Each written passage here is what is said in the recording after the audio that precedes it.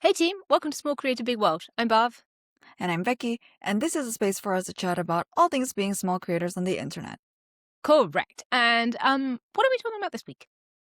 Ooh, this week, we want to give you tips on how to get hired, not just by anybody, not by any company, but by your favorite creator. Boom! How's that Ooh. for a theatrical effect? Nice. I like it. This feels very top of mind for you right now. Oh my goodness. Yeah.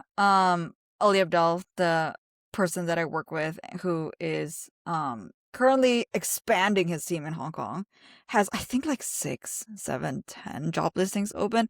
Who knows? But basically, he's got a lot of positions open. A lot of people want to get hired. We're just not finding any good people. And my guess is something is wrong in the application process. So in university, there's like job fairs. You apply in a very standard way. You submit a resume, you pop up to like a booth, and you're like, what is the interview process like? Like, what is the internship period? What is a management trainee program? But people in the creator industry, I learned really, I guess, retroactively that nobody looks at CVs. Everybody looks at your portfolio. Nobody really cares what your CV is. Salaries are different and also like completely not transparent, very, very opaque.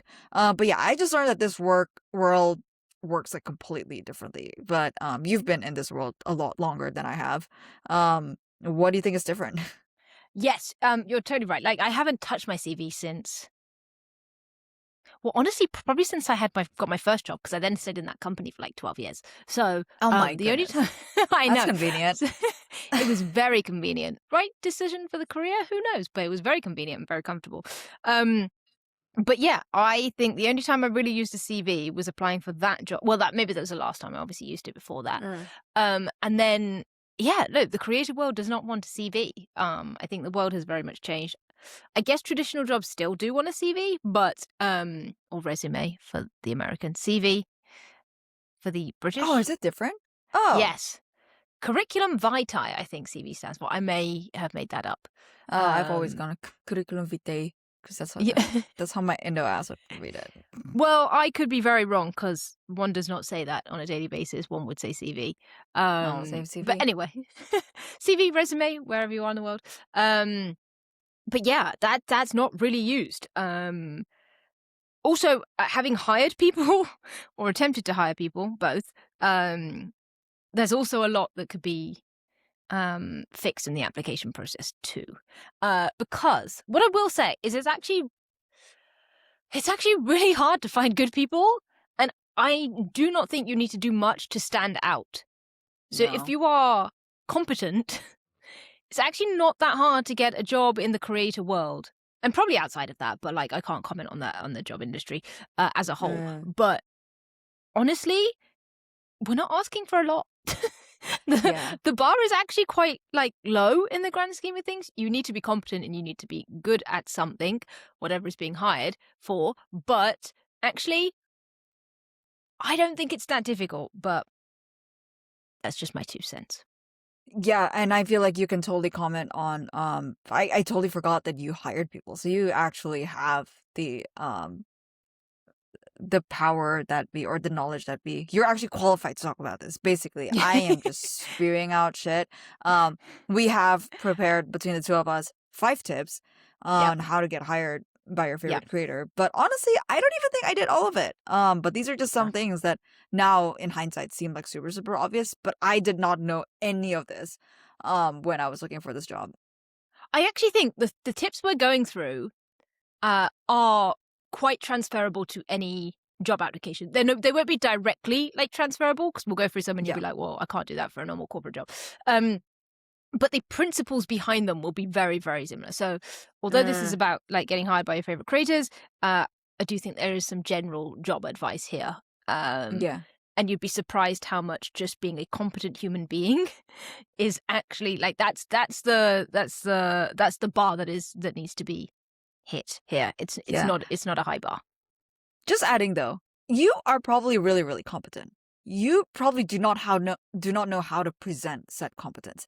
I think that is the thing that is holding a lot of people back from looking good in their applications. Um, that like I don't think my application was very strong, but I did about 8 days of trial with Ali, and I believe my competence showed through those 8 days because I got Yes. a job offer at the end of it. But it was, Yes. I don't think the application was good enough to get me immediately hired. Yes. Hence the Okay. trial thing. Yeah. I see what you're saying, and actually mine would be probably the same. I may not present necessarily on paper, or at least like 4 years ago, if I went up to a creator, like especially coming from the corporate world, would not Yeah. have presented like particularly well. But that's where, yes, you have to prove yourself. So, should we go through these tips? Because I think Let's rock and roll. we'll grab all the examples as we go. Yeah. Yeah. Okay. Especially since you also came from the corporate world. I always Yes. forget that this is our first creator jobs outside of corporate was working for Ali. Correct. Yeah. And actually, just a side note before we get into that, I think what I have noticed is there is a difference between, and this is obviously when you get a job, actually, maybe even in the process itself, it was actually really interesting to see when I was working there, the difference between people who had worked before and who hadn't worked before. And definitely a difference between those who had worked in corporate versus just like random stuff. Not that that's the only option, but you know what I mean? Like people who had, I guess what you call a traditional job versus not. But anyway, that's maybe for another day. That's once you have the job. Okay, so should I kick off with my first tip? Yeah, go for it. Okay, this is basically what I just started saying. I think the bar is low, guys. On applications, you'd honestly be surprised at how low the bar is. That doesn't mean to say that you could have zero skills. It's more about the soft skills, and I think that's the bit that is often missed. So basically, okay. To number one. Tip number one. Thank you. Cut out my rambling. Tip number one: stand out in the application process. So you could be going up against hundreds of applicants for jobs, right? You know, a creator puts a job out and they're like, I can't think of anything. I was going to say editor, but maybe that's a bit too generic. But whatever, like need an editor or a social media person. You are potentially going up against 100, Let's 200. say social media person. I think this is probably the most common job application or like job role out there. It's like somebody's a creator. They're like, I'm too busy. I need someone to take over my Instagram. Okay, let's use Instagram. Perfect. Person for the whole thing. Okay, nice. Yeah.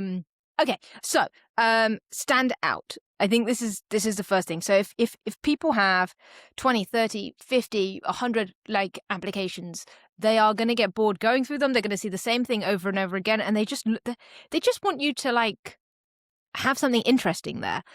Do something different. They will have. Again, I don't know how they would post the job. It could be send in X or answer these questions or send in your portfolio. That's all well and good, but why don't you do something a little different? Why don't you like what does that remake?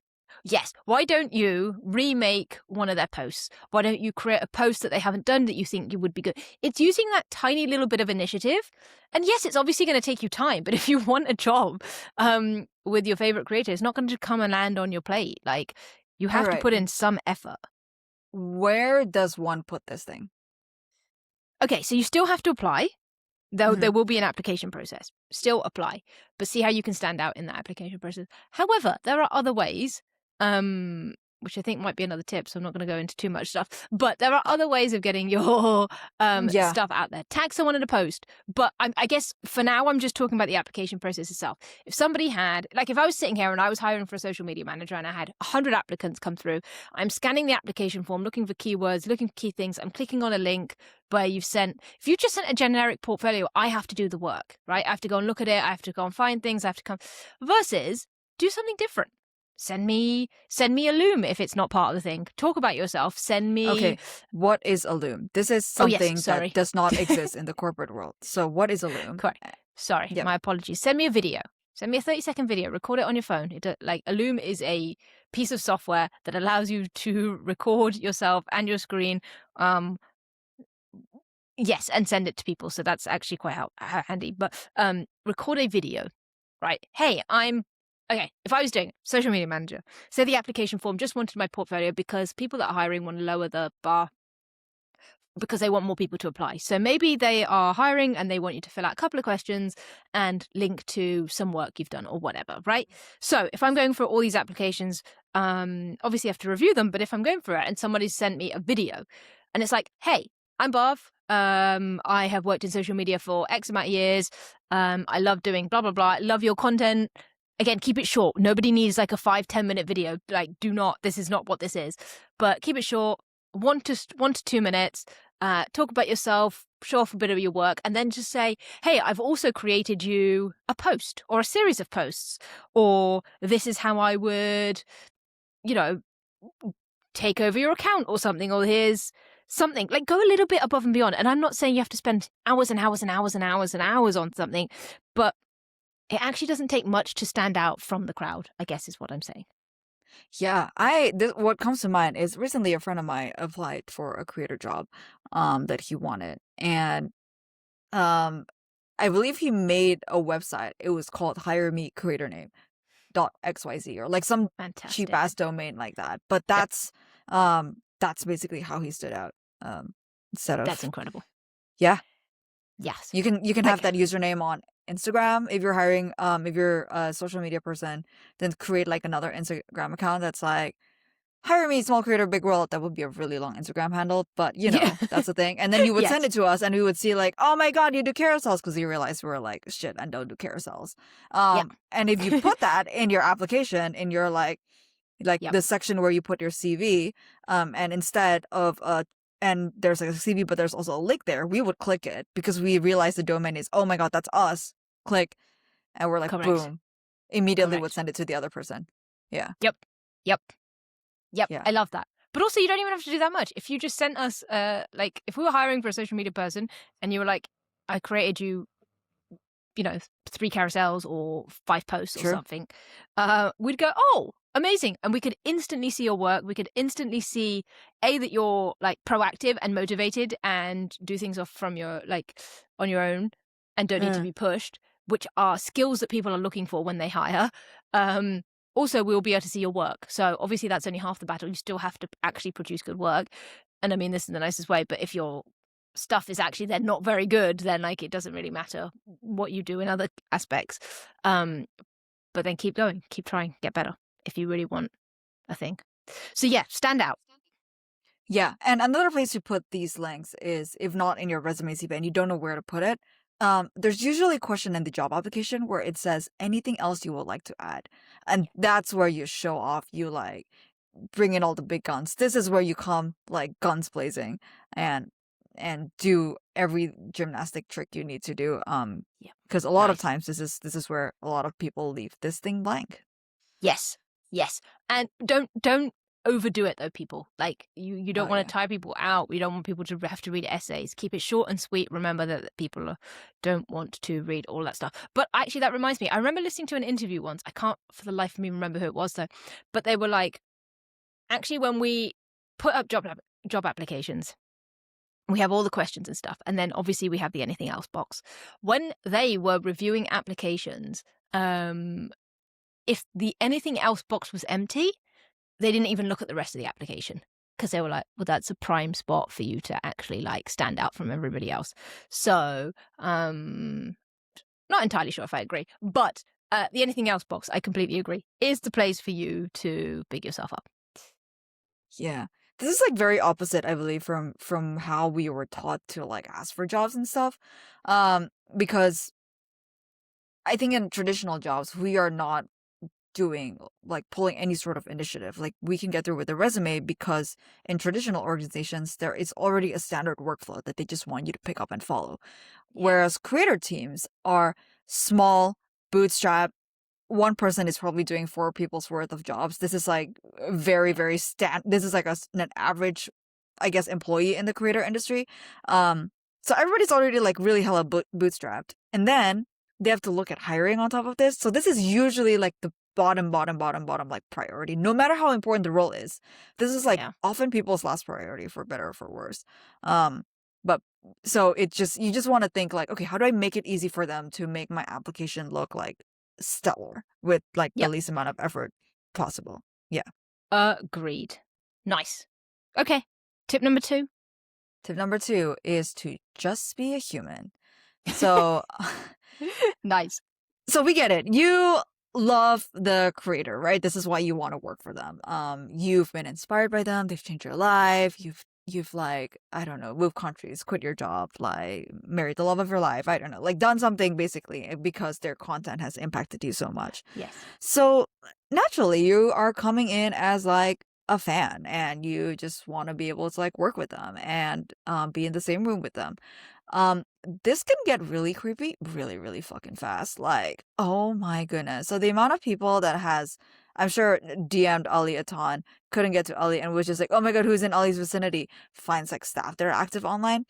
This morning I got a message from somebody who was applying for one of the many, many roles that are open. I got a request on Instagram, and I got a request on LinkedIn, and I got a connection invite, and like I just ignored all of it because this is way too overkill. It's I don't know if you've ever gotten that. You were with Ali for so long, and I'm sure people kind of know that you work with him. Yeah. It's Yeah, yeah. I'm maybe a bit harsher than needs be, but I don't love the like the kind of side approach. And I know there are I think there are times for the side approach.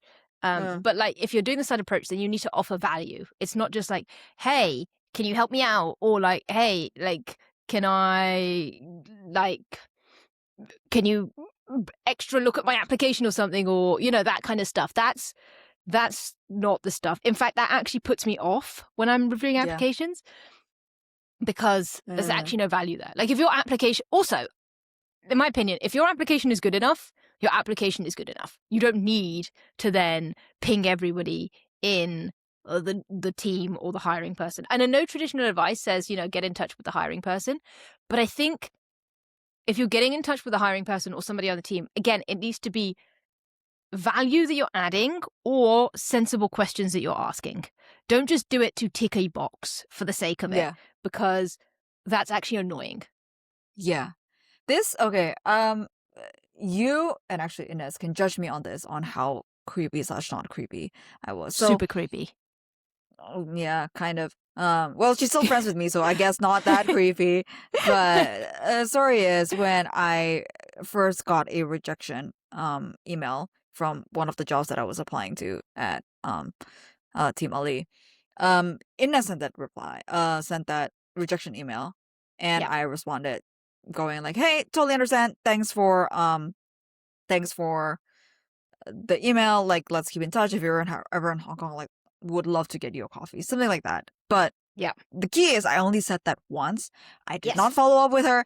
I did not Yes. go like, hey, by the way, what is this? Hey, by the way, what is this? Yeah. But the way I kept in touch with her, I might be missing timelines, but I believe this is correct. Was I knew she had a Substack, so I just started reading her stuff. Creepy. No, I think it was. I'm joking. Was it linked? I don't know. That's a good question. I actually don't remember. But I knew she had a Substack. I just started reading her stuff. I don't remember if I Yeah. commented, or if I commented maybe just like once or twice and not like every single thing, because that's Yeah. also kind of creepy. But I Correct. think I may have gone like, oh my god, you write on Substack? I write on Substack too. That's so cool. What do you like? Just read your piece. That looks super cool. And I think I just kind of left it at that. Subscribe to her, and that's about it. And Yeah. then Inez replied being like, actually, we're looking for a writer super, super soon. Just Yes. FYI. That I don't Nice. believe that's how I got the role, but that immediately I guess put me on her radar. Also because Yes. she happened to be the person hiring me for the job. Like Yes. like I would have been reporting to her had I gotten the job. So it just happens that I got in touch with the right person, but it wasn't that I was purposely getting in touch with the right person, if that makes sense. It makes total sense. So to answer your question, not creepy. I think that is the right thing to do. You would naturally reply to an email, but you're not pushy. You're not sending follow-ups. You're not chasing. Like that is that, and I think that's really good. And actually, if I can move on to tip 3 off the back of that, Yep. is you made a really good point that you then started reading Inez's Substack, which fine on its own. Could be creepy if you don't enjoy it and you're just, commenting on everything, but you didn't. Yeah. But I think the important bit, which is tip 3, is the fact that you had your own, call it personal brand, but like you had something, you were also creating. So tip 3, Yeah. also be a creator, right? Because you are also producing content. Therefore, so there's one thing of like being a fan of someone, right? And there's nothing against this. So Inez is writing and you have valuable input. You're not just like commenting for the sake of commenting. If you genuinely like Yeah. enjoy her writing and you have a valuable comment to add, that's fantastic. Whereas if I was like writing on somebody's thing just because they were a team member and I didn't actually care, that comes across as disingenuous, right? Like you're doing it for an ulterior motive and it's not the right thing. But I think the other thing that probably did play a big part is you also write on Substack. And you don't write like I write on Substack, which is basically never. You are a writer. So you actually have your own wealth of experience and this huge bank of content that you've been putting out. And it only takes someone to read one of your things to know that you are very switched on, are a very competent writer, and have your own thoughts. So what that actually does is it's a nice signal to say, hey, I'm a very competent human being and I can write. So it's a great signal. So when somebody then, like Inez, has gone, we've already had contact, so the name is in the back of my mind. She was very polite, wasn't pushy, tick, tick. Oh, she's left a comment on my Substack. Cool, like reads my stuff. Could be creepy, could not be creepy, but oh, she's also a writer. Click on Substack. Oh my God, she writes all the time. Oh my God, this is good. Now it's in the back of my mind because there have been various touch points along the way. And I think that is the difference. And I think it's a very fine line because what I can say is the alternative could have been you were having a back and forth with Inez, that you'd got in touch with her because you'd heard she was on the team. And now you're just like messaging her random stuff and emailing her. She's like, oh my God, Becky, just leave me alone. And then she's like, I'm sorry. And then you're like, oh, that's fine. And then you're like spamming her comments just to be like, yay, Inez. And then you've got no content yourself because you don't actually create anything. Again, that's obviously the worst. So there's two extremes there. But yeah, there you go. Yeah. That sounds like really, really creepy. But someone did DM me yesterday, and then like 2 days ago on LinkedIn, and then yesterday, and then today made a public post and then tagged me for a position for Ali. So it does happen, and that just immediately made me go, oof, I can't. See, that's a no. Yeah, that's like a no. I'm not even the hiring persons, but girl, I'm trying to save your ass by like not sending your post over, not telling the hiring manager what you did. But gotta stop that. Yeah. See, and that's where it crosses over, and I think people really struggle with the boundaries. Because yes, obviously, we're not saying like don't put yourself out there and stuff, but like also don't bombard people. Like that has the opposite effect. Because if somebody's doing that, then it's like you're actually in the other list. You're in the don't touch list. Yeah. When you were saying something about like be a creator, I think that's just I guess basically in the traditional job, this would be like, oh, if you just happen to be into rugby and then your hiring manager is into rugby, you could spend like the last 15 minutes just talking about rugby. This is like a shared interest. So this is like kind of like luck, kind of like chance, kind of maybe like you stalked a little bit of their LinkedIn and you found out they like rugby and therefore you mention it in the CV. There are strategic ways to do this. In the creator space, everybody loves creating stuff. Everybody loves content. Everybody loves making content. And therefore, this is a really, really easy, like shared interest thing that you can immediately plug into. Like you're already in the space because you like it. So use that to your advantage. You probably are already creating something. Use that to your advantage. Like show it. Don't just like hide it and make an Instagram, like a private Instagram account. I mean, you can have a private Instagram account, but that's not going to get you hired. Yeah. No, I agree. I think there's two things there. One is the shared interest piece, and one is the actual content creation. So the content creation just shows your skill level and your competency and all of that stuff. And I think that's really good. And it just shows that you are like, this is a creative world. The fact that you are creating your own content is always going to be a plus, especially when you're like trying to get creatory jobs, right? I think the shared interest is also something you can do, maybe if you aren't creating content. I completely agree. Say you had, and again, you don't have to stalk the person to realize, but like if you were applying for Ali's job, like having and I guess most people would, but like having a shared interest of productivity or entrepreneurship is incredibly valuable. But you also have to have good opinions on those. So there is that. But yeah, like to be fair, when I got my corporate job, me and the hiring manager just talked about Liverpool football club for the last 10-15 minutes, and that was great. It was a great bonding experience. But also it just shows your personality a bit more, No. rather than it's just a fun thing. It's like, oh yeah, cool, and it shows a bit more how you think. Oh my God. Yeah. When I got hired in my last journalism job, like the manager and I spent like 15 minutes talking about newsletters from news companies, which is like the nerdiest thing ever. But we immediately knew that we gel, because not a lot of people can like operate on that wavelength and have like that same nerdiness level. So yeah, if you just happen to know like, oh, they just posted about this book on the internet, which again you will know because Yeah. they're content creators. You come in and you're like, oh my God, I really like love this book or something, or like, oh, this is something I made about you talking about this book. Yes, stuff like that. Or like, oh, I also made my own version of like carousels from this book that you already know. So you probably have like a glimpse of you know the book, you know what the output is, so you could connect the dots on how I made that.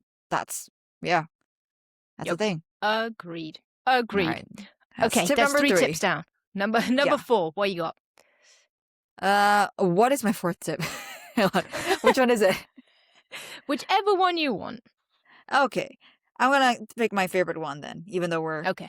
in a this number is backwards, but this is the third door tip. So I believe it Nice. was Alex Banayan who first coined this. The first door when you're trying to get into a club is the bouncer. Like you're stopped by the bouncer. It's like the general line. You're queuing up, you're trying to get into the club. Um, the second door is you know the club owner. And this is if you're a Nepo baby, you probably have a lot of these. Or if you just know people in high places, you probably can get in. You have someone inside who's already bought a table, so you could just get in. You know the DJ, so you can just get in. And then the third door I is thought the second door was going to be like the back door. Like front door, back door, but it's not. I haven't read the book, sorry. no. Just when you were Okay. saying that, I was like, oh, front door, back door, Back- third door on the side. Anyway, please continue. Sorry, that was No. an So the unnecessary third door interruption. is the back door. It is like it's Oh. like the kitchen. It's like the staff door. It's the door Did that I just we're- ruin the tip? Did I just But, interrupt? I mean, you did it at the end. It's where like the Okay. staff are going out to get their like cigarette break or something, and then that's the door that you go into, and then you're just like, "Hey, where's the toilet?" And then they point you somewhere, and you're suddenly you end up in the club, and that's how you get in through the third door. So basically, it's like opportunities that don't exist, and they're kind of like a one-off situation because once that door is exposed, like it's like a one of one. You can only that door will only work once, and then after that, it will just people will start getting through that door a little bit too much, and everyone's just gonna think like, okay, that's a little like the ingenuity is just gone. So my third door Ingenuity. story, ingenuity, Ingenuity? that's I don't know. ingenuity. The novelty of that is gone. Yes, that I Nice. realized today I'm really really good at finding synonyms. I have a Bexsaurus. No, that I was gonna say a thesaurus, but a Bexsaurus just makes me sound like a dinosaur. I was going to say that's yeah. Just you can be Yeah. a Bexsaurus if you want, but now I I can be a am Bex- imagining you as a dinosaur. Yeah, been there, done that. And I'll send you a photo. It's yeah. We have crafted it for Okay. one of my friends' birthdays who really is a fan of Nice. dinosaur and did like 3D paper mache Cute. thing in the office. That was a fun Okay. experience. Oh, wow. Third door. Okay. So my third door Third door. experience Yes, please. with Ali was I saw on surprisingly a community tab post that Inez was in Hong Kong. So Okay, you and I are knew- stalking Inez. I think that's been established. It's not purposely Inez. It was in the Ali Abdal official YouTube thing. And then Ali happened to have an event that evening. So I just messaged her being like, hey, are you going to be at the event tonight? That's it. No, like, oh my God, I finally am going to be able to meet you, blah, blah, blah. Oh. God, Even I though sound that's what you were creepy. thinking? Yeah. That sounds creepy. I just want to say, are you going to be at the event tonight? We'll say hi. And then she said, like, no, I'm at the airport, but I'm working on the job description for the writer position. And I basically took that. I wrote a whole piece about it, but basically I like went up to Ali straight after the event. I like beeline for him, and I was like, "Hey, I'm Becky. I'm a professional. Like I've been writing for my job for 7 years. Inez told me you're looking for a writer. And I don't need a visa to work for a company."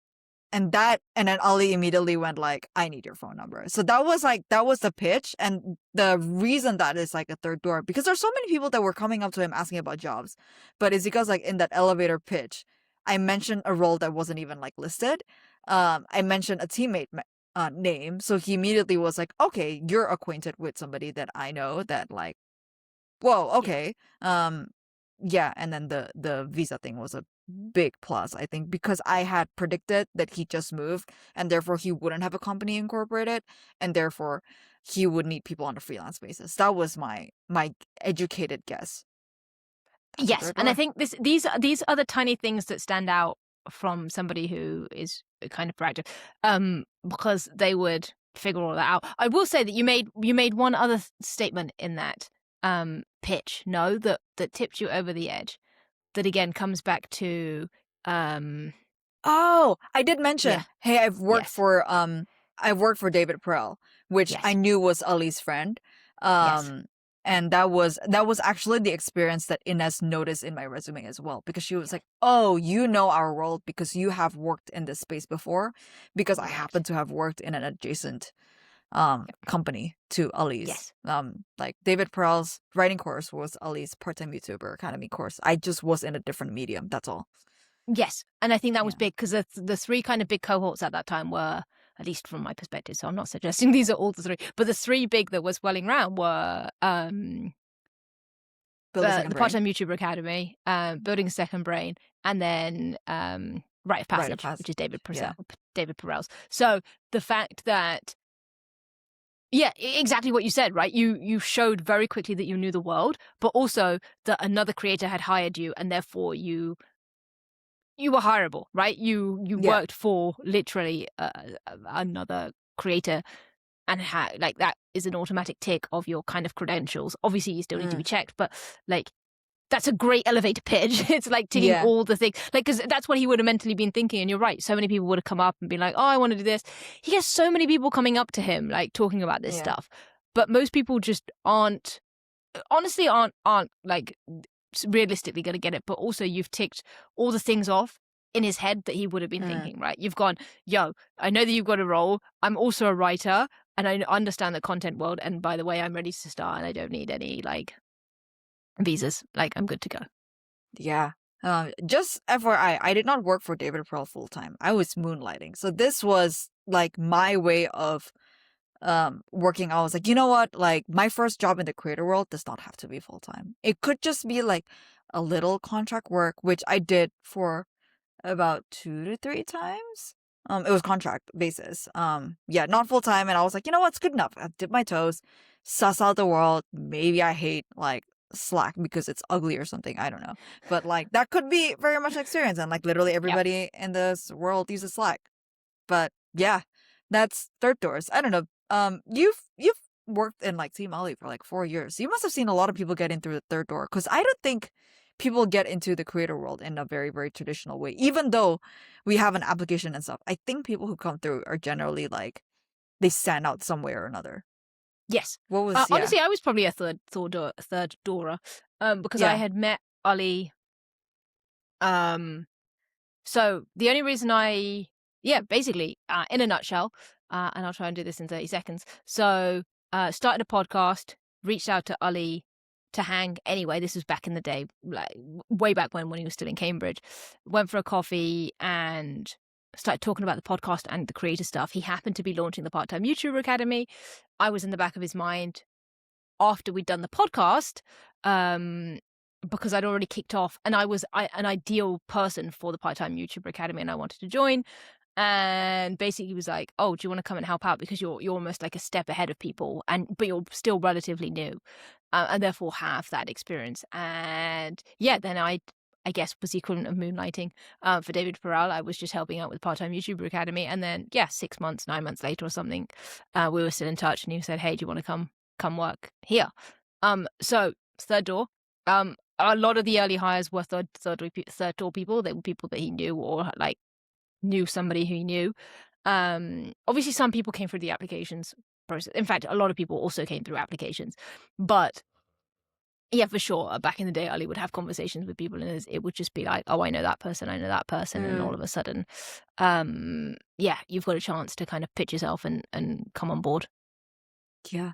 I think a good amount of people actually came through um similar like you, where they started off as like a coach or a part-time position in Team Ali, Yep, and then the team just liked them so much that they got a yeah, full-time role. yep, yep. Just Like, a what a handful of great those. way of like getting into somewhere. You can learn. You can start from like kind of a low pressure like thing, Yeah. and people can assess you, and it's yeah, Yeah.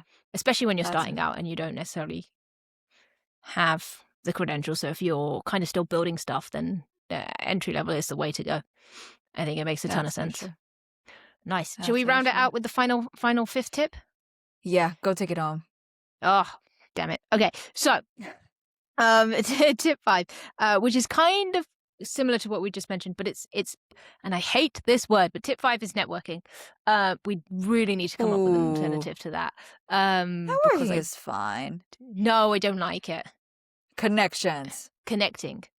Connecting. But and Connecting. I think the reason is networking feels very slimy, very corporate, very like motivate, like ulterior motive kind of vibe.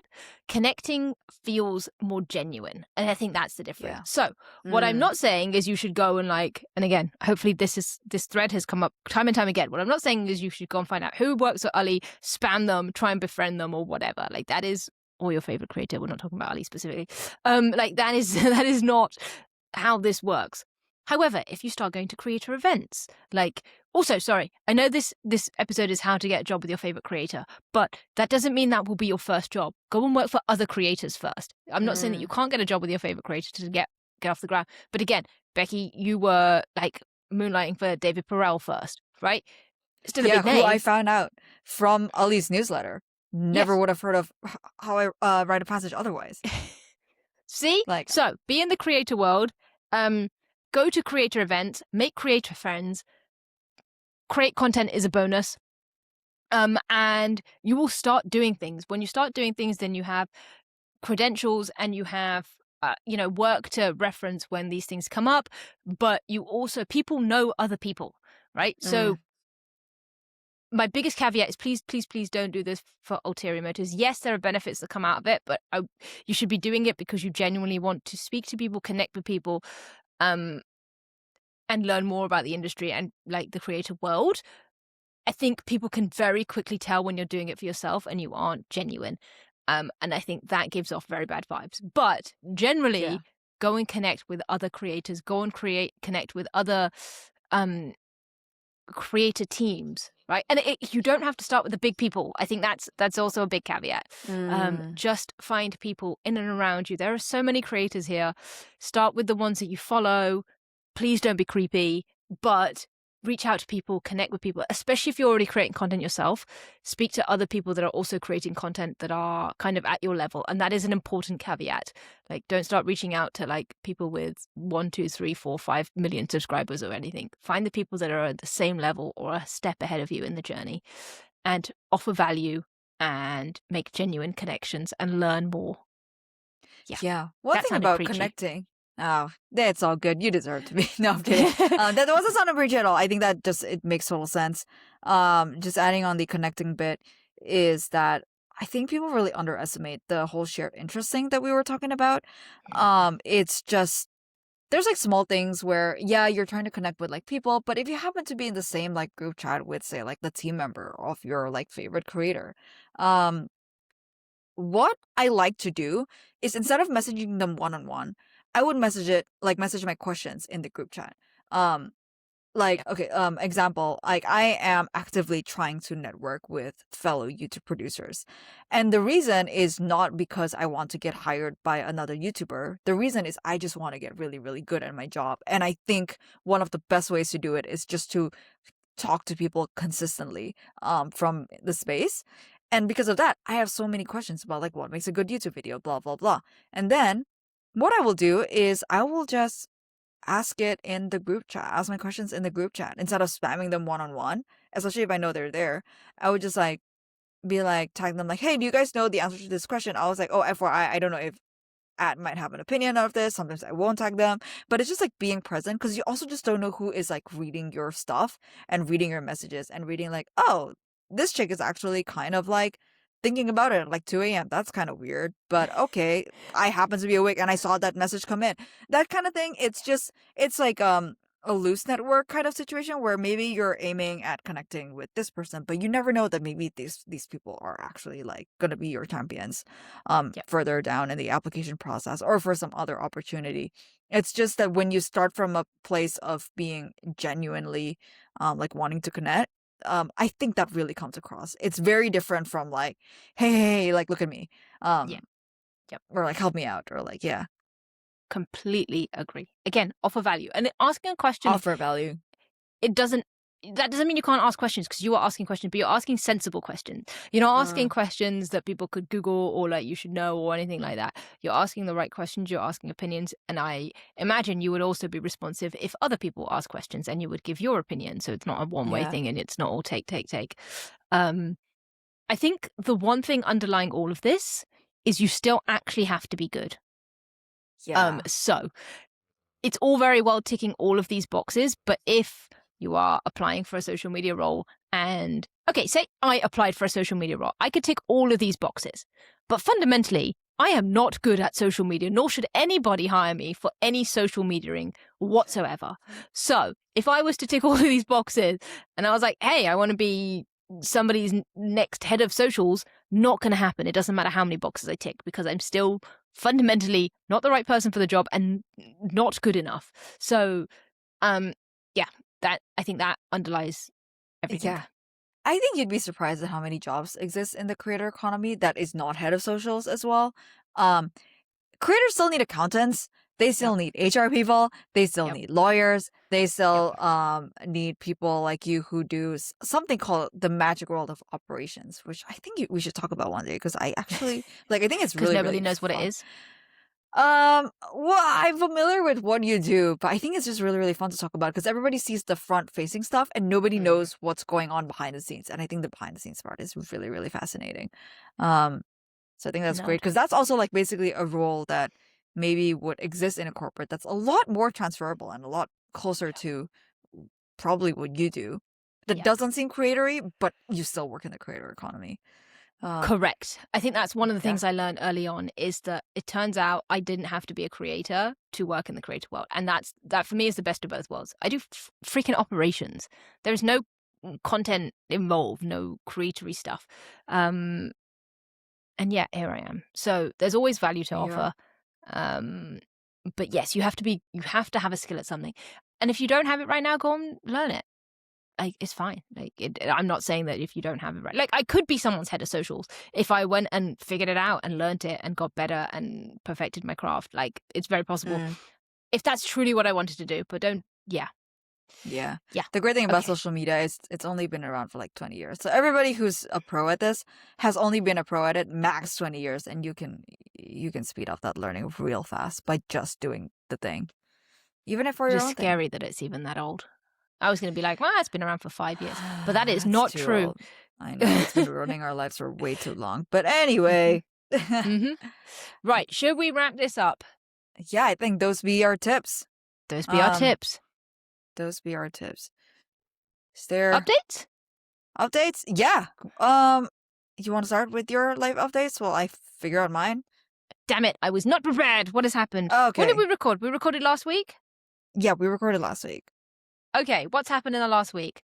Okay, I do have an update. I lied. On Friday. Yep, Friday. I organized, like, I'd been organizing for ages, a mastermind for one of my clients. What is a mastermind? That's a good question. Basically, it was an in-person event. We did it in London, and we hired a place for the day. And a mastermind, I guess, I don't know what the official definition is, but what I think of is getting a collective group of people together with some kind of common interests or themes or businesses or whatever, and jamming on those things for the day. So for our mastermind, we did a little like speed networking in the morning, which was fun, so everyone could gel because it was the first time people were coming together. So a nice little get to know you session. And then we kind of swiftly moved into like business problems, because that's fundamentally what they're there for. They're all business owners and they want to improve their businesses. They have questions. So we grouped people up, so it was smaller groups, and we obviously fed them throughout the day. And I think they just like, the feedback was really good, and we got a ton of great kind of comments and stuff, and people loved it. And I think they got a lot of value out of it, because not only did my client share value, but we had some speakers as well, but they also got this collective kind of feedback from people in their little groups when their questions came up, or had people to ask, which they wouldn't have had. And a lot of people had said that A, never been to a mastermind before, and B, were really stuck because they didn't really have people around them that did, had businesses or whatever. They hadn't connected with people that were in similar positions as them. And so this was a really cool way of bringing everybody together, which was kind of nice. Amazing. That sounds like a fun and tiring day. Yes. Also, I realized I said my client, which felt very weird and secretive. Is there any reason I did that? I don't know. Okay. So let's not be weird about stuff. Yeah. I don't know. I heard, like, it sounded weird when I said it. Anyway, so this was for Ollie Richards, who is super smart. And does a bunch of like coaching, and I think runs a mastermind himself. And this is like an in-person one. So we kind of ran that, and it was really fun. Long day, but really, really good. So that was my update from the week. Woo, that's a fun update. Yeah. Yours? Mine has just been freaking out because now I am, I think, officially 1 month away from unemployment, which is insane. And there's a lot of moving parts with a lot of things. Work, not work, location, moving, relocation, travel. My friend suddenly messaged me this morning saying she wants to get married, and I'm like, oh my God, how do I like fit in all the flights, and also is it confirmed and everything? So everything is kind of like up in the air. And I'm just trying to hold it together. That's my update this week. Oh no. Okay. Well, let's wrap this up. Because you clearly got things to do. And we'll be back in a couple of weeks, guys, with I think we've got a lot of stuff to talk about in this kind of similar area. So do let us know in the comments below what you thought, what you'd like to hear more about, if you have any questions, because I think we've got another couple of topics that are similar to this that we'd love to jam on. But again, we'd love to hear your thoughts, guys. So let us know what you want to hear. Awesome. Well, thanks so much for tuning in. Subscribe to us. We have office hours that if you want to drop by, I'm just plugging something that I may not attend, but it's basically an hour, free hour that we host every now and then. If you want to pop in some questions, if you just want to co-create with other people, if you want to meet other creators, we are, the room is open basically to anybody. And stop overthinking. Link is in the description. Link is in the description, and go hit publish. Cool. See you in the next one, guys. Bye. Bye.